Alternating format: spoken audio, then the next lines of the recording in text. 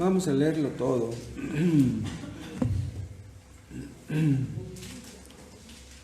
¿Están listos? ¿Por qué se amotinan las gentes y los pueblos piensan cosas vanas?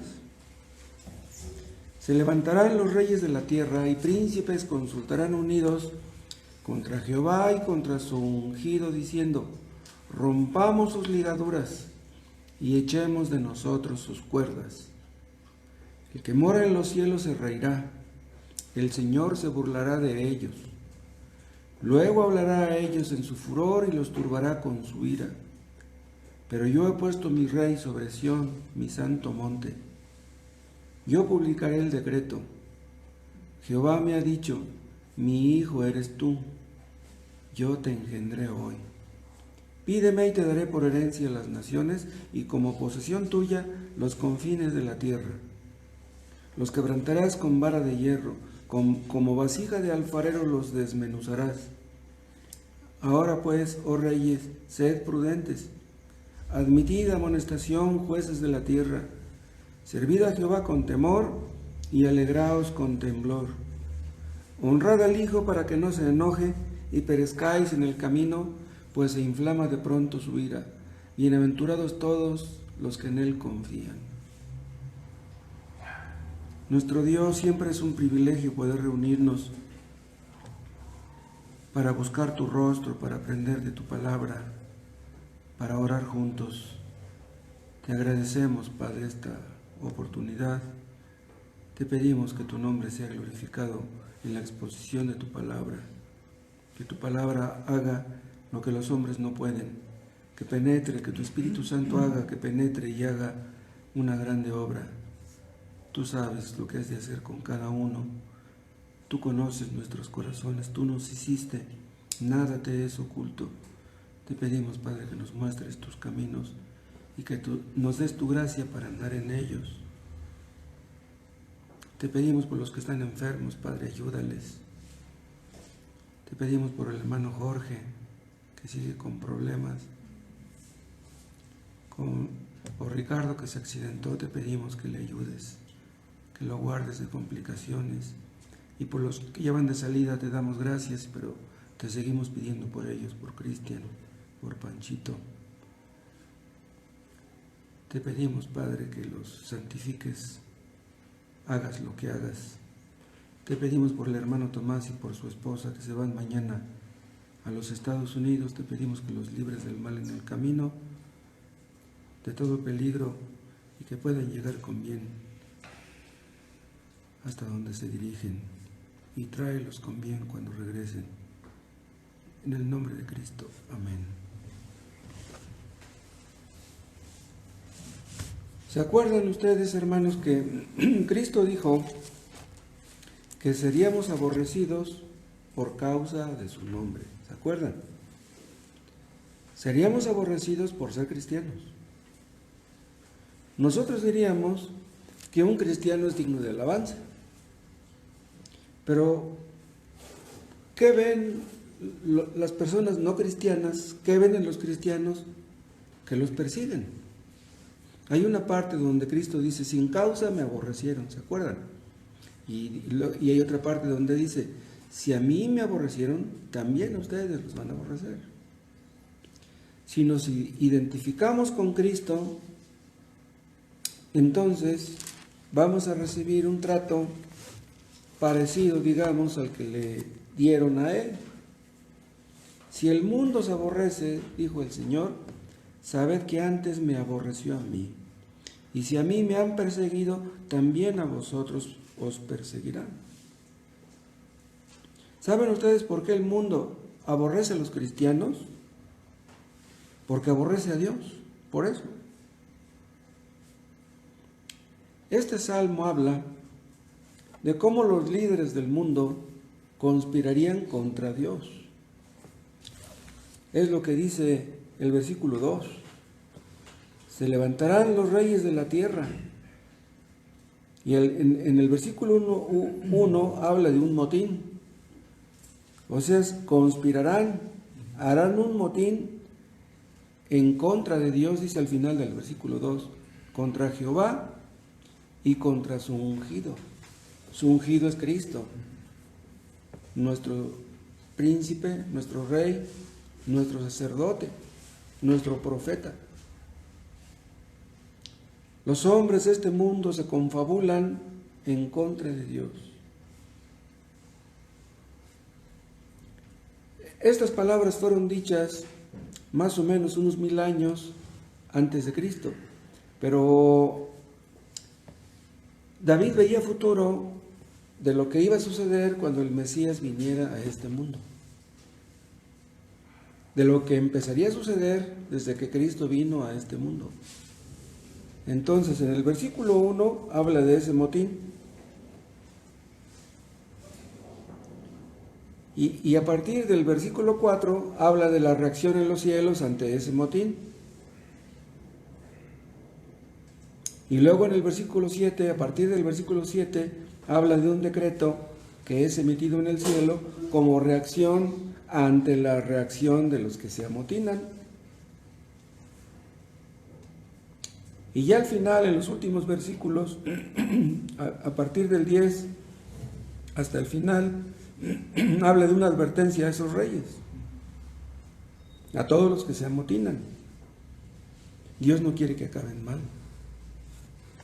Entonces vamos a ver un poco acerca de cada uno de estos puntos. En el motín pueden ver ustedes, todos en contra de Dios. Todos los reyes de la tierra se ponen en contra de Dios. Gracias. No hay ningún rey en este mundo que sea cristiano, ningún gobernador que sea cristiano, ningún presidente. Ellos hacen sus planes, pero Dios no entra en sus planes. Hablan de pluralismo, ¿sí? En ese pluralismo caben todos, los cristianos no. Dios no cabe en sus planes. Y si los príncipes, los reyes, los presidentes hacen eso, ¿qué harán los gobernados? Si los gobernantes se oponen a Dios, ¿qué harán los gobernados? Ustedes han oído hablar del nuevo orden mundial. Eso no es nuevo, eso ya tiene muchos años. Es una conspiración. Es una conspiración en contra de Dios. Además, hay un complot en contra de las Escrituras. ¿Cómo odia el diablo la Biblia? ¿Cuánto ha hecho por destruirla, por tergiversarla? Han sacado muchas versiones de la Biblia que tienen muchas falsedades. Y yo les comentaba el otro día de la idea de lo que está sucediendo con esto de la pandemia, que con ese pretexto nos quieren quitar la libertad de expresión, nos quieren quitar la libertad económica, nos quieren quitar la libertad religiosa. ¿Recuerdan, hermanos, que la Biblia nos habla de demonios jurisdiccionales? ¿Se acuerdan de eso? Eso se puede comprobar con la Biblia. O sea, hay demonios encargados de los asuntos de las naciones, que impiden que esas naciones sean cristianas, todos en contra de Dios. Quieren acabar con Dios, quieren acabar con los cristianos, quieren acabar con el cristianismo. Vean al final del versículo 2, dice, príncipes consultarán unidos contra Jehová y contra su ungido. Esta palabra ungido quiere decir, según el hebreo, el Mesías, o según el griego, se refiere a Cristo. Contra Jehová y contra Cristo. Todo mundo en contra de Dios. Pero vean, este mundo está muy dividido. Los hombres egoístas, pues cada quien quiere jalar agua para su molino. Unos buscan una cosa, otros buscan otra. Cada quien tiene su propia agenda. Pero ¿saben qué? Para ponerse en contra de Dios se unen. Lo mismo que pasó en tiempos de Cristo. Los fariseos, los saduceos, los políticos, todos estaban divididos. No se hablaban unos con otros. No creían lo mismo. Pero para matar a Cristo todos se pusieron de acuerdo. ¿Se acuerdan que después de que Cristo murió y resucitó, Pedro y Juan predicaban con denuedo? Entonces a los fariseos no les gustó, los agarraron, los encarcelaron. Pero como estaba fresco lo que había sucedido, tenían miedo de ponerse en contra de los cristianos, entonces los dejaron libres, pero los amenazaron. Les dijeron que no predicaran en el nombre de Cristo. Y después de que Pedro y Juan salieron libres, fueron con los hermanos y vean lo que les dijeron. Vean en Hechos, en el capítulo 4, esto que vamos a leer ocurrió cuando Pedro y Juan salieron de la cárcel y fueron amenazados. Juan 4, empezamos la lectura en el versículo 23. Y puestos en libertad, Pedro y Juan vinieron a los suyos, a los hermanos, y contaron todo lo que los principales sacerdotes y los ancianos les habían dicho. Y ellos, habiéndolo oído, alzaron unánimes la voz a Dios y dijeron: Soberano Señor, vean qué frase están usando. Soberano Señor, o sea, estos que nos amenazan, estos gobernantes, estos líderes, no son soberanos. El soberano eres tú. Soberano Señor, tú eres el Dios que hiciste el cielo y la tierra, el mar y todo lo que en ellos hay. Que por boca de David tu siervo dijiste: ¿por qué se amotinan las gentes y los pueblos piensan cosas vanas? Se reunieron los reyes de la tierra y los príncipes se juntaron en uno contra el Señor y contra su Cristo. ¿De qué están hablando aquí Pedro y Juan? De lo que dice el Salmo 2. Nada más que aquí, donde dice al final del versículo 6, ya no dicen contra el Señor y contra su ungido, dice contra el Señor y contra su Cristo. O sea, el hecho de que los hayan amenazado de no predicar el Evangelio, lo están refiriendo en relación con esto que dice el Salmo 2. Lo están aplicando correctamente. Vean ustedes cómo podemos aplicar las enseñanzas del Antiguo Testamento en el Nuevo Testamento. Herodes y Pilatos no se hablaban, pero para matar a Cristo se unieron.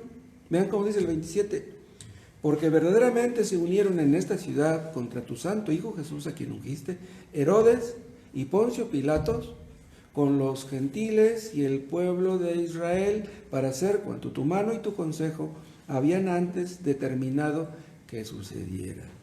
Mataron a Cristo, ¿por qué? Porque ellos quisieron, sí, pero lo mataron porque Dios quiso, y eso no es ninguna contradicción. Todas las ideologías convirtieron en ese tiempo contra Cristo. Y saben una cosa, así ha sido desde Cristo para acá. El marxismo, el comunismo, el socialismo, el neoliberalismo, los políticos, los intelectuales, los científicos, los deportistas famosos, los artistas más famosos, todos en contra de Dios. No quieren saber de Dios.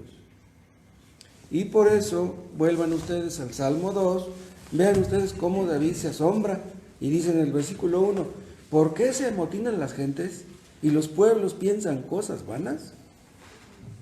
O sea, David dice, es absurdo que las criaturas se rebelen en contra de su Creador. ¿Por qué hacen eso? ¿Acaso piensan que le pueden ganar a Dios? Dice el rey David que es un plan absurdo. A Dios no le puedes ganar, ni lo intentes. Y acuérdense ustedes que en Apocalipsis pueden ustedes leer de la batalla de Armagedón. ¿Recuerdan qué es eso? En la batalla de Armagedón, todas las fuerzas anticristianas de este mundo pelearán otra vez con Dios, como diciendo, si ya lo matamos una vez, lo volvemos a matar, pero no podrán. ¿Qué ven de malo en Cristo? ¿Qué ven de malo en el cristianismo? ¿Qué ven de malo en los cristianos? Vean cómo dicen los que se amotinan en el versículo 3. Rompamos sus ligaduras y echemos de nosotros sus cuerdas. ¿Qué quiere decir esto? No queremos hacer lo que Él nos dice. No queremos obedecer a Dios. No queremos estar atados, queremos ser independientes. Ese es el problema de los ateos, de todos los que no quieren creer en Dios. Su problema no está en su cerebro, su problema está en su corazón. No quieren sujetarse a la autoridad de Dios. No quieren un Dios soberano. Ellos quieren ser pequeños soberanos. Los inconversos, los ateos, los paganos, ven a Dios como que les quita su libertad. ¿Piensan ellos que el cristianismo nos esclaviza? ¿Ustedes creen eso? Los ateos no quieren el yugo de Dios. Y ese es el problema de todos los ateos, de todos los inconversos. ¿Saben ustedes han escuchado cuál era la premisa de la Revolución Francesa, de los que empezaron la Revolución Francesa? Querían quitar de los hombres la idea de Dios.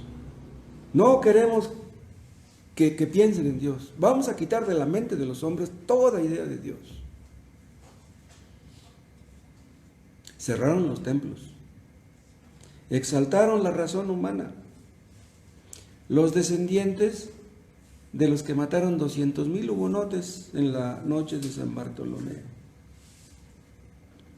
Pero repito la pregunta, ¿por qué no quieren, por qué están en contra de Dios? Si la palabra de Dios, o más bien, si Dios en su palabra nos diera sugerencias, nos diera su opinión, nos diera buenos consejos, la gente no se opondría a Él. Pero la gente se opone a Dios porque Dios nos ordena las cosas. Ese es el problema. Si Dios usara su poder para bendecirnos, los hombres no se opondrían a que fuera todopoderoso. Si Dios quisiera sanar a todos los enfermos, prosperar a todos los pobres, la gente no se opondría a eso. Si Dios quisiera eso, estarían de acuerdo con las Escrituras. Pero el problema de ellos es que quieren un Dios a su gusto, un Dios que les complazca, un Dios que sane sus enfermedades, un Dios que les prospere. Vean, los hombres no tienen un problema con el hecho de que Dios exista. Los deístas creen que Dios existe. Los deístas son esas personas que dicen, por ejemplo, yo creo en un poder superior. Son muchos los que creen en eso. Pero tú pregúntale a una de esas personas, oye, ¿y para ti quién es tu poder superior? Ahí ya no van a saber contestar. Dicen, no, tú puedes creer en el que tú quieras. Ellos no quieren un Dios personal. Ellos no quieren un Dios a quien tengan que obedecer. Los hombres no tienen un problema con el hecho de que Dios existe. El hombre es un ser religioso por naturaleza. Ustedes pregúntenle a un testigo de Jehová, pregúntenle a un mormón, si es enemigo de Dios, pregúntenle, ¿qué van a decir? Dicen, no, pues ¿cómo crees? No, yo no soy un enemigo de Dios. Pero lo son. Esas personas son enemigos de Dios, odian a Dios. Muchos están dispuestos a tener una religión y a leer la Biblia. Pero obedecer al Dios de la Biblia, eso ya es otra cosa. No quieren obedecer al Dios de la Biblia y ese Dios es el único Dios verdadero. Y eso es exactamente lo que no les gusta. Alguien le dijo a un conocido mío, le dijo, yo creo mucho en Dios. ¿Y saben qué le dijo mi amigo? Ah, qué bueno que tú crees mucho en Dios. Dice, ¿y en cuál Dios crees? Y se confundió y ya no sabía qué contestar. Y dice, pues yo creo en Jesús, ya después de un rato. Dice, creo en Jesús. Y le dice, ¿tú lees la Biblia? Dice, no. Le digo, dice, ¿tú conoces lo que Cristo dijo? Dice, no, pues no. Dice, entonces, ¿cómo crees en Jesús? En el versículo 2 dice, príncipes consultarán unidos contra Jehová y contra su ungido. Vean, aquí no está hablando de una idea abstracta, ¿sí? Está hablando de Jehová. ¿Quién es Jehová? El eterno, el autoexistente, el autosuficiente, el que es y el que era y el que ha de venir. Ese Dios es el que se ha revelado en las Escrituras. Es el Dios al que hemos ofendido, es el Dios que nos hizo y es el Dios que nos va a juzgar. Y eso no lo quieren reconocer, no lo quieren aceptarlo. Este Dios nos dice que solamente por medio de la persona y la obra de Cristo podemos ser salvos. Los deístas no quieren aceptar eso. No, ustedes son muy exclusivistas. Pero aquí David está hablando de un Dios que es Dios por derecho. Es un Dios que no ha renunciado a su derecho de ser Dios. Es un Dios que tiene autoridad sobre todos nosotros, pero no en teoría. Tiene autoridad y la ejerce. Este Dios, Jehová, demanda la obediencia de todas sus criaturas. ¿Entienden ustedes por qué muchos no son salvos? Simplemente por eso, porque no quieren obedecer. Y es por eso que los hombres se ponen en su contra. Entonces, si los reyes, los gobernantes, los presidentes promueven el ateísmo, pues los hombres encantados. Si los líderes andan mal, ¿cómo andará el pueblo? ¿Recuerdan ustedes de lo que Cristo habla en la parábola de las 10 minas? Un hombre noble, dice, llamó a sus siervos y les dio sus monedas. Y les dijo, negociad entre tanto que vengo. Entonces el hombre noble se va, les deja las monedas para que las inviertan y produzcan fruto. ¿Pero qué creen? Que esos conciudadanos le aborrecían y le mandaron una embajada antes de que regresara y le dijeron, no queremos que este reine sobre nosotros. No queremos obedecerle. Vean, querían las minas, querían las monedas, pero al que les dio las monedas no lo querían. Y así es el hombre. Quiere bendiciones, quiere dinero, quiere prosperidad, quiere comodidades, pero no quiere obedecer a Dios. Ese es el verdadero problema. El problema de los ateos es que no quieren hacer la voluntad de nadie, ni la de Dios tampoco. ¿Qué es lo que dicen los que se amotinan? Rompamos sus ligaduras y echemos de nosotros sus cuerdas. Queremos ser libres. Exactamente lo que Satanás le propuso a Adán y a Eva. ¿Qué les dijo?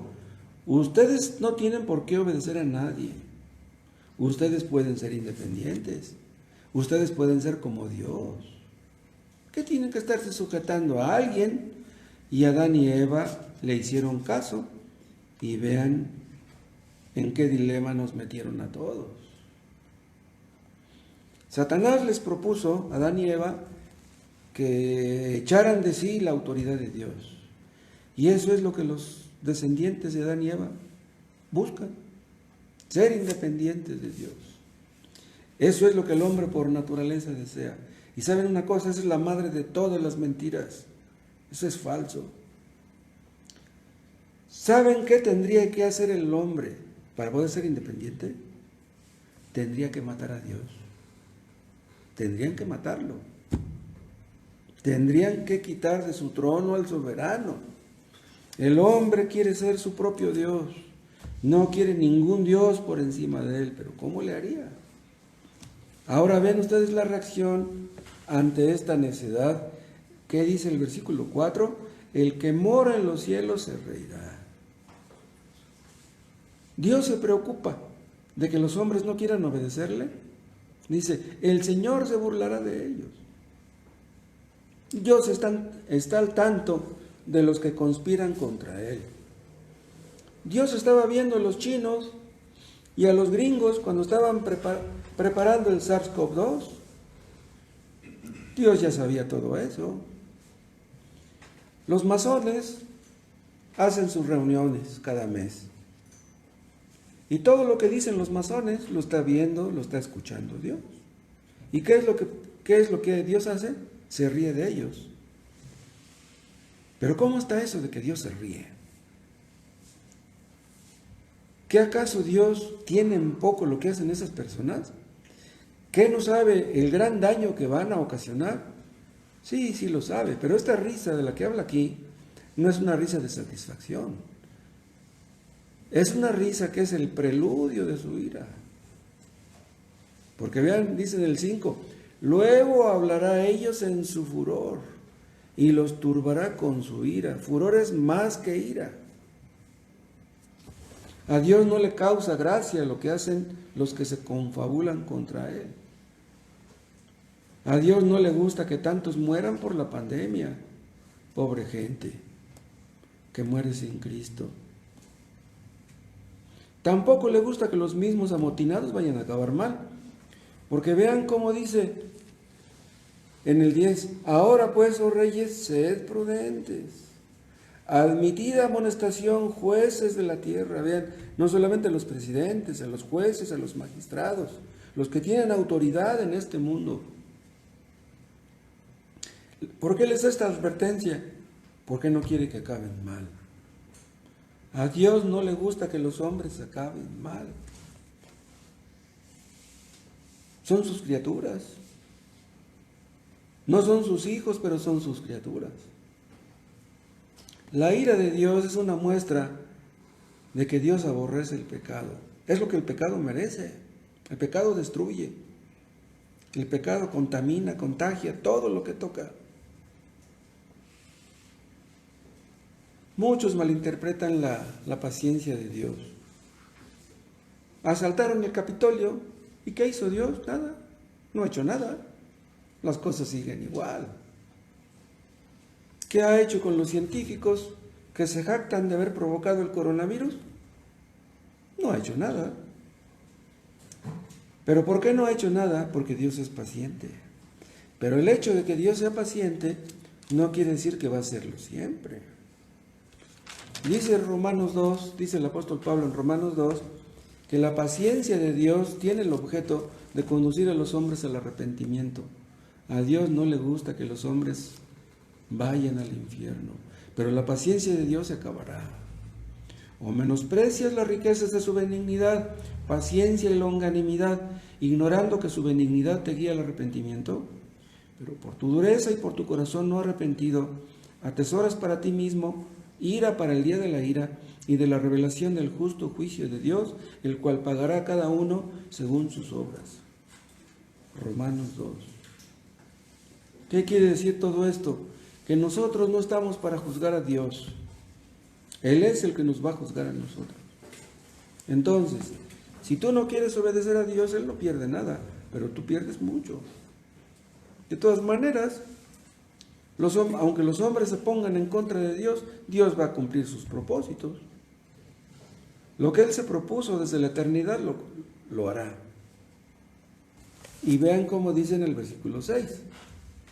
Dice, pero yo he puesto mi rey sobre Sión, mi santo monte. Este versículo 6 podríamos ponerlo después del 3. Vean.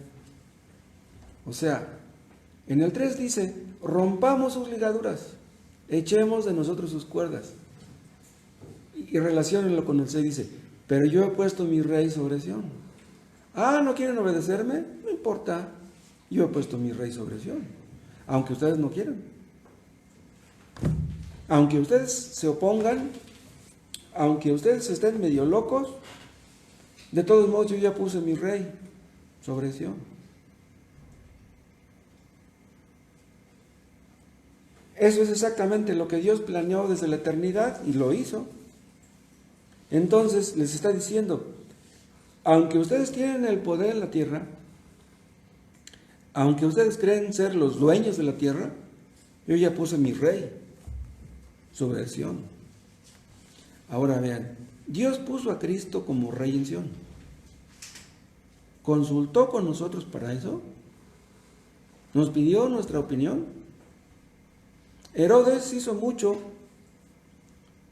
por matar al niño Jesús, pero no pudo. Satanás siempre trató de acabar con el cristianismo y nunca ha podido. Dios no nos pide, por favor, que nos humillemos ante este rey que Él ha puesto en Sión. Dios no nos pide que por favor creamos en Cristo. Cristo es nuestro Rey, nos guste o no. Él es el Señor de los señores, nos guste o no. Y si alguno de ustedes que está escuchando esto no quiere obedecer a este Rey, Él no pierde nada, pero ustedes pierden mucho. Los judíos mataron a Cristo, lo llevaron a la cruz. Y ellos pensaban que matándolo, por fin se iban a deshacer de Él. Pero ¿saben qué? Lo que ellos hicieron fue el pretexto, fue el medio para que Cristo fuera coronado como Rey. Lo que ellos trataban de impedir, no querían que Cristo reinara. Se opusieron a Pilato, que puso un letrero ahí que decía Jesús Nazareno, Rey de los judíos. No, este no es nuestro Rey, no lo querían como Rey. Pero el hecho de que lo mataron, ese fue el conducto para su coronación. Cooperaron para que fuera Cristo coronado. Vean ustedes qué locura, qué necedad la del pecado. Los que mataron a Cristo no sabían para quién trabajaban.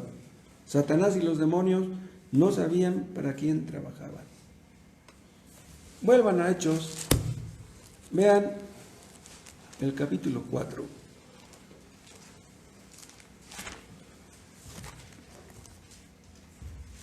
Ya vimos el 25 y el 26. El 27 ya lo vimos, pero vamos a leerlo de nuevo. Porque verdaderamente se unieron en esta ciudad contra tu santo Hijo Jesús, a quien ungiste, Herodes y Poncio Pilato con los gentiles y el pueblo de Israel. ¿Para qué? ¿Se unieron para qué? Para hacer cuanto tu mano y tu consejo habían antes determinado que sucediera. Vean, aquí la palabra determinado es la palabra proorizo. Esta palabra se puede traducir como predestinado, o sea, para hacer cuanto tu mano y tu consejo habían antes predestinado que sucediera. ¿Qué fue lo que Dios predestinó? Que Cristo muriera en la cruz. Los judíos mataron a Cristo, pero eso es exactamente lo que Dios quería. El diablo estaba bien feliz de que estaban matando a Jesús, pero él pensaba que iba a ser su gran victoria, pero en realidad se convirtió en su más grande derrota. Cristo se humilló, Cristo no se defendió, Cristo no defendió sus derechos, y esa humillación fue el camino de su exaltación. Hermanos, eso nos dice mucho a nosotros. Cristo fue exaltado hasta lo más alto, porque se humilló hasta lo más bajo. ¿Entienden ustedes qué tenemos que hacer si queremos ser exaltados? Tenemos que humillarnos. Cristo tomó forma de siervo, pero Él no era siervo de nadie. Murió en la cruz, pero no tenía por qué haber muerto. Pero murió, ya saben ustedes por qué. Pero Cristo murió en la cruz, pero eso no es todo. Vean ustedes en Filipenses capítulo 2.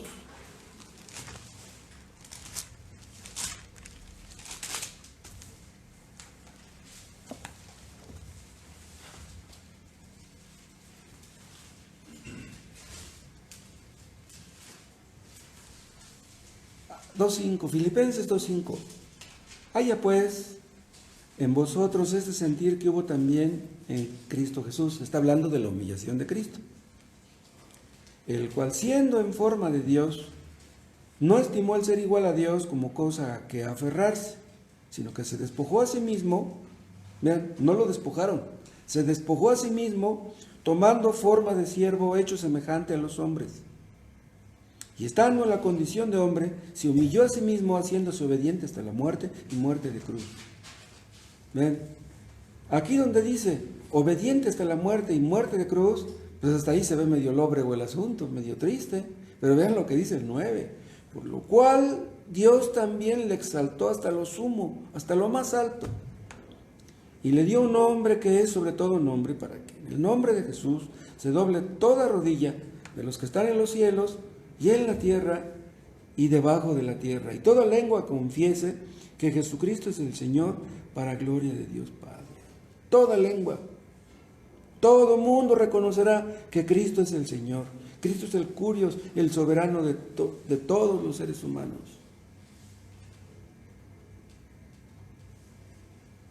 Los hombres que no quieren someterse a este rey, que no quieren reconocerle como tal, y mueran así, pobres de ellos. Ahora vociferan, como dice un salmo, vociferan en medio de tus asambleas, vociferan en el Capitolio, vociferan en las universidades, en la prensa, en el Twitter, en lo oculto, en la ONU, en el nuevo orden mundial. Pero Dios está llevando a cabo su plan soberano, porque Cristo reina. El Padre ha decretado, vuelvan al Salmo 2, que Cristo reine por siempre. Dice el 6, pero yo he puesto mi rey sobre Sión, mi santo monte. Aquí parece como si Jehová mismo reconociera a Cristo como su rey. Vean cómo dice, yo he puesto a mi rey. Como si el Padre reconociera al Hijo como su rey. ¡Wow! ¿Cómo pueden ustedes entender esto? ¿Se acuerdan ustedes que cuando resucitó, se le apareció a sus discípulos y antes de darles la gran comisión les dijo, toda potestad me es dada en los cielos y en la tierra? Entonces, ¿quién está ahora en el trono del universo? Es Cristo. Toda potestad, toda autoridad, y los que se burlan y los que se oponen, nada ganan. El reino de las tinieblas puede mucho, hace mucho, pero no puede detener el avance del reino de la luz. Porque está escrito que las puertas del Hades no prevalecerán en contra de la iglesia. La iglesia va hacia adelante y las puertas del infierno no pueden detenerla. Ahora vean en tercer lugar el decreto que Dios ha emitido. Vean en el 7, yo publicaré el decreto. ¿Quién está hablando aquí? Yo publicaré el decreto. Es Cristo. Diríamos que es el Padre, pero no, es Cristo, porque vean cómo dice, yo publicaré el decreto. Jehová me ha dicho, mi hijo eres tú, yo te engendré hoy. ¿Quién es el que emite un decreto? Una persona con una autoridad incuestionable. Ahora, en este mundo los reyes, los presidentes emiten decretos, pero pueden ser cuestionables. Pueden emitir un decreto que a lo mejor por algún motivo u otro no se puede llevar a cabo, pero este decreto nadie puede impedirlo. Jehová me ha dicho, mi hijo eres tú, yo te engendré hoy. El decreto de Dios no es como el decreto de los reyes de este mundo. Pero lo que está diciendo aquí el Hijo es conforme a lo que dice el Padre. Porque quien lo sentó en el trono es el Padre. Ahora vean otra vez el versículo 7 al final, lo que le dice Jehová al Hijo. Yo te engendré hoy. Este versículo, estas palabras, yo te engendré hoy, son usadas por los testigos de Jehová para hacernos creer que Cristo fue creado. Un padre se junta con la madre y engendran un hijo. Entonces dicen, el Padre creó al Hijo. Pero nosotros entendemos que Cristo es eterno. Entonces, ¿cómo es que Cristo fue engendrado? Además, hay otra parte donde a Cristo se le llama el unigénito. El unigénito quiere decir el único. El único con mayúscula. Nosotros somos hijos de Dios por adopción. No lo éramos, ahora ya lo somos por adopción. Pero Cristo, entonces, ¿llegó a ser hijo? No, Él es la segunda persona de la Trinidad desde la eternidad. Dios es eterno, Cristo es eterno, el Espíritu Santo es eterno. Pero ¿cómo es que fue engendrado? No se les olvide, hermanos, que la Biblia se interpreta a sí misma. Dios hizo un pacto con David, ¿se acuerdan? Lo que se conoce como el pacto davídico. Véanlo en 2 de Samuel.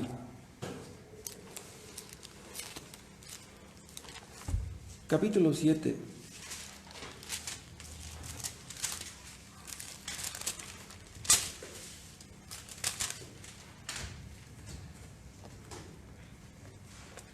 Aquí Dios le está hablando a David. Este es el pacto davídico. 2 de Samuel 7:12. y cuando tus días sean cumplidos y duermas con tus padres, yo levantaré después de ti a uno de tu linaje, el cual procederá de tus entrañas y afirmaré su reino.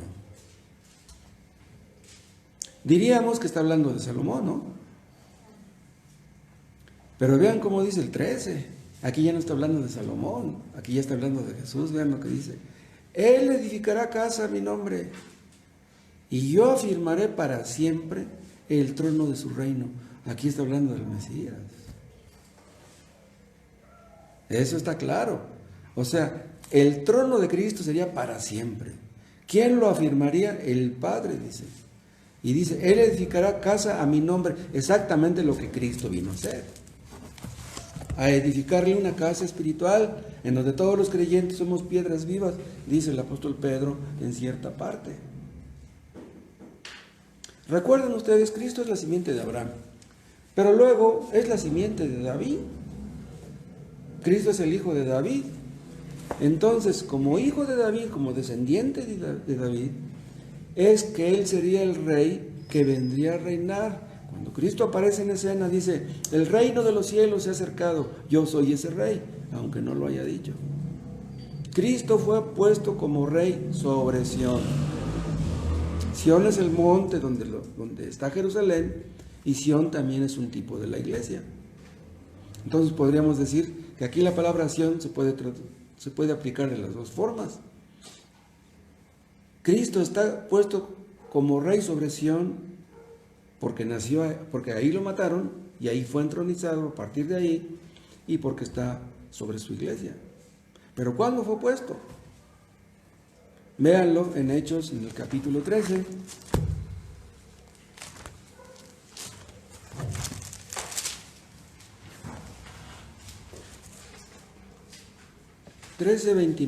Hechos 13:29. Y habiendo cumplido todas las cosas que de él estaban escritas, quitándolo del madero lo pusieron en el sepulcro, mas Dios le levantó de los muertos.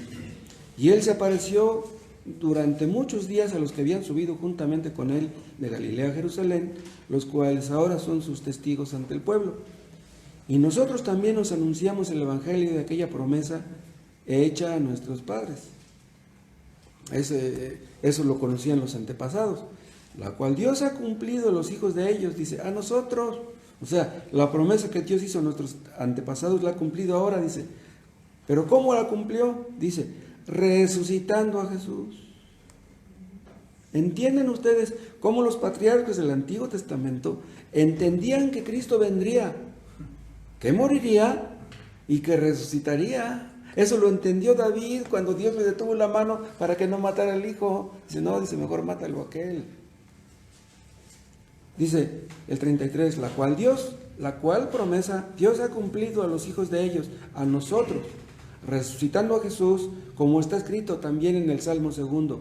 Mi hijo eres tú, yo te he engendrado hoy. Vean, como si antes de morir en la cruz y resucitar no hubiera sido su hijo. ¿Entienden?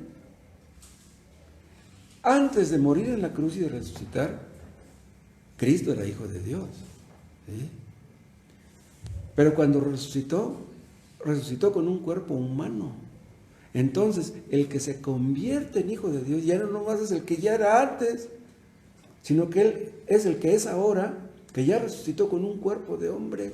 ¿Quién está sentado en el trono del cielo? Es un hombre. El que intercede por nosotros, nuestra cabeza, es un hombre como nosotros. ¿Quién puede entender esto? Entonces, pero vamos a leer de nuevo. La cual Dios ha cumplido a los hijos de ellos, a nosotros, resucitando a Jesús, como está escrito también en el Salmo 2. Mi hijo eres tú, yo te he engendrado hoy. Dice, como está escrito en el Salmo 2. ¿Qué quiere decir esto?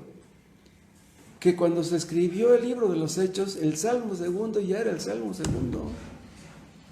O sea, que no después cuando se pusieron todos los libros en orden, pues a alguien se le ocurrió poner este Salmo 2, pues a este le vamos a poner el número 2. No, el Salmo 2 es el Salmo 2 porque Dios quiso que fuera el Salmo 2.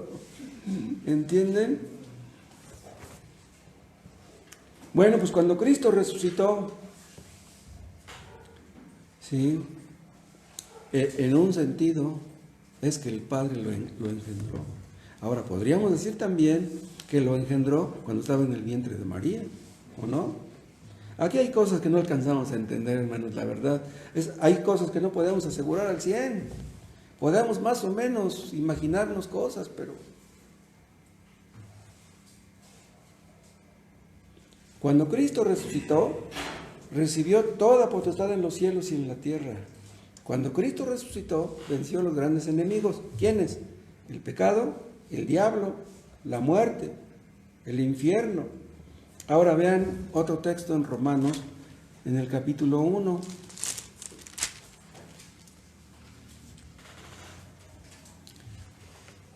Romanos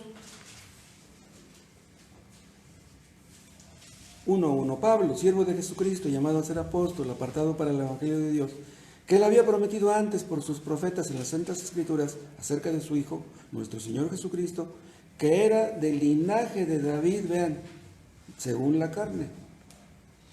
Pero vean, relaciona lo que dice el 3 con lo que dice el 4.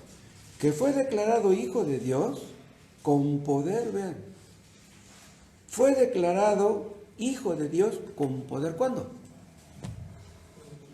¿Cuándo fue Cristo declarado Hijo de Dios con poder? Sigan leyendo. Según el Espíritu de Santidad, por la resurrección de entre los muertos. Ahora vean, aquí no dice que fue hecho Hijo de Dios.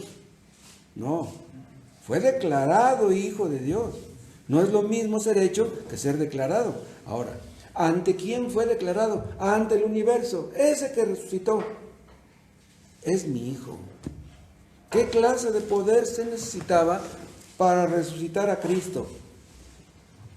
Entonces, la resurrección fue el vehículo a través del cual Cristo fue declarado Hijo de Dios con poder. O sea, no estoy diciendo que la resurrección hizo que Cristo se convirtiera en Hijo de Dios, no, ya lo era. Pero ¿qué hizo la resurrección? Que Cristo fuera declarado Hijo de Dios, de modo que todos lo supiéramos, que lo sepan todos los demonios, todos los hombres habidos y por haber, que todo el mundo sepa que Cristo es el Rey que yo he puesto sobre el monte Sión. Y es por eso que nos da a nosotros la gran comisión. Es por eso que tenemos que ir por todo el mundo predicando el Evangelio. Vuelvan al Salmo 2. Ya leímos el 7, ¿no? Yo te engendré hoy. Ahora vean el 8. Pídeme y te daré por herencia las naciones. ¿Quién habla? ¿Quién dice pídeme? Es el Padre. ¿Cómo recibirá Cristo la herencia de las naciones? Pidiéndola. Nosotros predicamos el Evangelio y si las almas se salvan, ¿saben ustedes por qué se salvan? Porque Cristo quiere que se salven. Porque Cristo pide que se salven. ¿Entienden ustedes por qué debemos predicar el Evangelio? Porque hay personas a nuestro alrededor que son escogidas. Tenemos que creer que en esa hay muchas personas que son escogidas que no han venido al conocimiento de Dios. Tenemos que hablarles. Y en el momento que Cristo obre con su poder en ellos, esas personas llegan a ser salvas. Entonces, hay dos medios que Dios usa para la salvación de los pecadores. Uno, la predicación, y otro, la oración. Por eso dice aquí Dios, pídeme. Hermanos, si queremos que la gente se salve, debemos pedir a Dios que se salve. Si nosotros no queremos que las almas se salven, ¿cómo se van a salvar? Dios pone en nosotros, Cristo pone en nosotros por su Espíritu, ese deseo de que las almas se salven. Si ustedes tienen un deseo por la salvación de una persona y ruegan a Dios, Señor, salva a esta persona y sálvala. Vamos a decirlo de esta manera, va a decir Dios, pues para que no me esté molestando, ya la voy a salvar. Que no va a decir eso. No, a Dios le gusta que le estemos pidiendo. Pero cuando nosotros tenemos un sincero y fuerte deseo por la salvación de una persona, es que Dios quiere salvar a esa persona. Ha puesto en nosotros ese deseo. Vean en Juan, en el capítulo 17.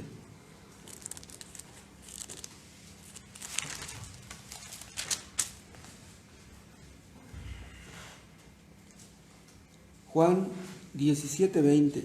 Vean, aquí está la oración sacerdotal de nuestro sumo sacerdote, dice en el 20: mas no ruego solamente por estos, o sea, por los creyentes primitivos, sino también por los que han de creer en mí, por la palabra de ellos. Vean, Cristo está orando por todos los que creerían a través de la historia.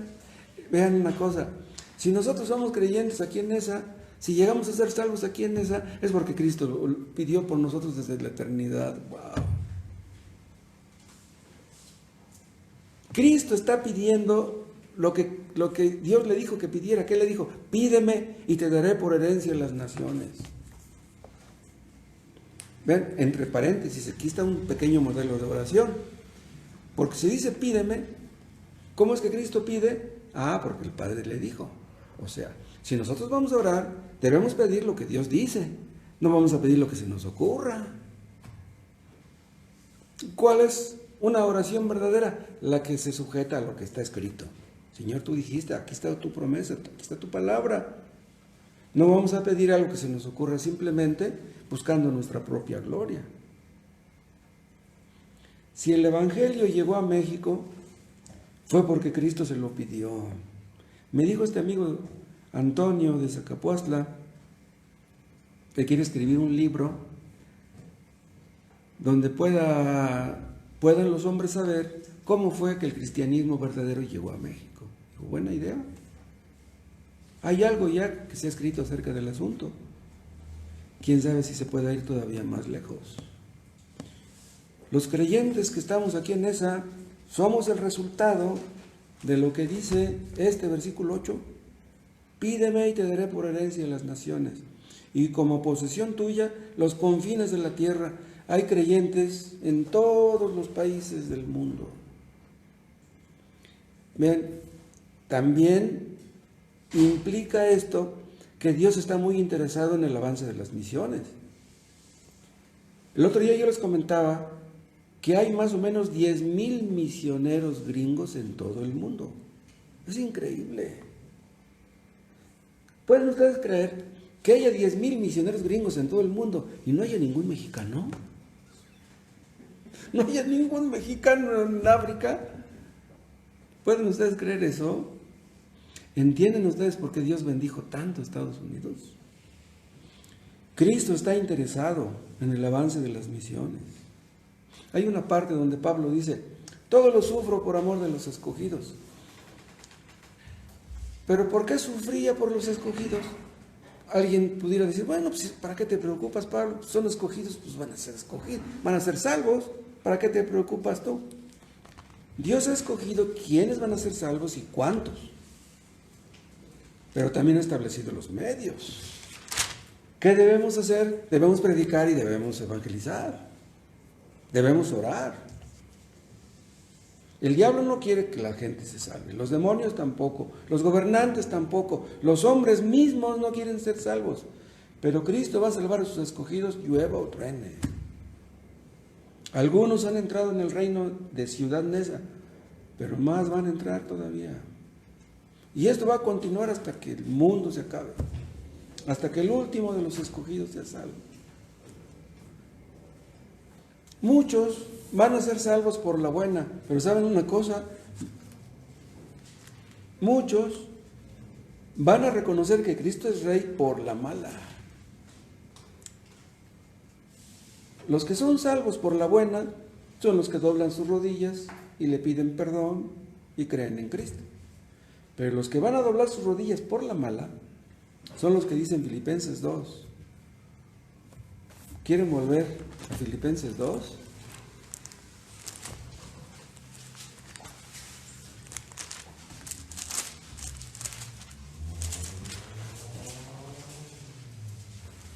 (2:10). Ya vimos el 9 donde dice que Dios le exaltó hasta lo sumo, pero ahora vean el 10. Filipenses 2:10.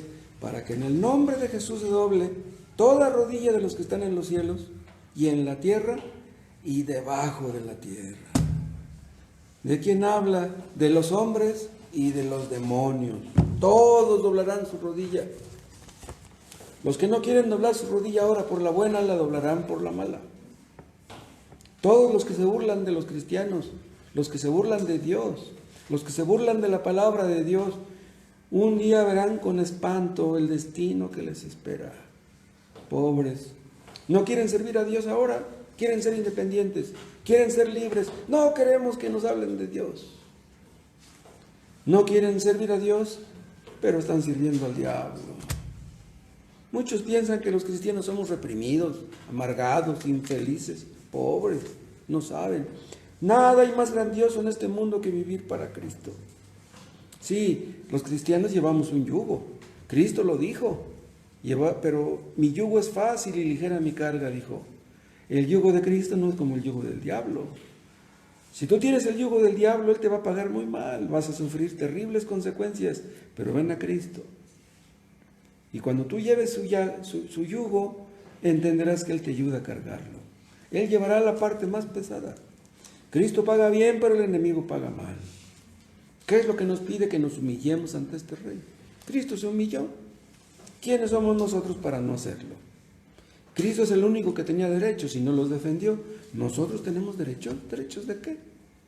Delante de un Dios tan grande como el nuestro, nadie tiene derechos.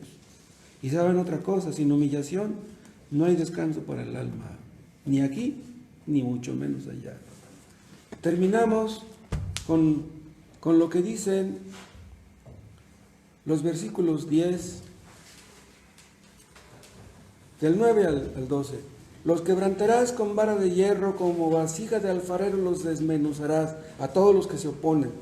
Dice, ahora pues, oh reyes, sed prudentes, admitid amonestación, jueces de la tierra, servid a Jehová con temor y alegraos con temblor, honrad al Hijo para que no se enoje y perezcáis en el camino, pues se inflama de pronto su ira.